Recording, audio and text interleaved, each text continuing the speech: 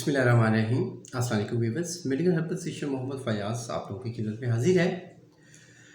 कानों से शोर सुनाई देता है, सीटियों की आवाज़ आती है और कान में अक्सर दर्द भी रहता है और सन्नाटे की वजह से नींद भी डिस्टर्ब है। ऐसे असरात जिनमें जिस्म में खुश्की हो जाए, सुदादित बढ़ जाए, एसिडिटी बढ़ जाए, तज़ाकियत बढ़ जाए और खून गाढ़ा हो जाए, ब्लड में क्लाउड्स बन जाएँ, तो ये मसाइल आते हैं।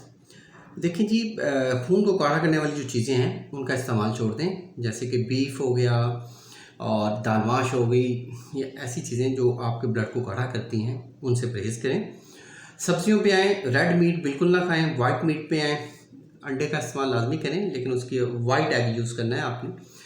और उसके साथ साथ ये छोटी सी मुफीद हर्बल टिप है, इसका इस्तेमाल करें इंशाल्लाह। घर पे बना के इस्तेमाल करें, किसी डॉक्टर के पास जाने की ज़रूरत नहीं है। तेज़ पत्ता और गंधक आंवला सार, ये दोनों बराबर वज़न में ले लें। इसके ज़ीरो साइज़ के आप जब कैप्सूल भरेंगे, सुबह दोपहर शाम एक ही कैप्सूल खाली पेट पानी के साथ लें और खट्टी लस्सी का इस्तेमाल करें। इंशाल्लाह अल्लाह के फजल से चंद दिनों में कानों से शोर आना, जो शोर आता है वो कम हो जाएगा, बल्कि इंशाल्लाह अफाका होगा। इसके साथ साथ ब्लड के जो गाढ़ापन है वो ख़त्म होगा, ब्लड के क्लाउड्स टूटेंगे।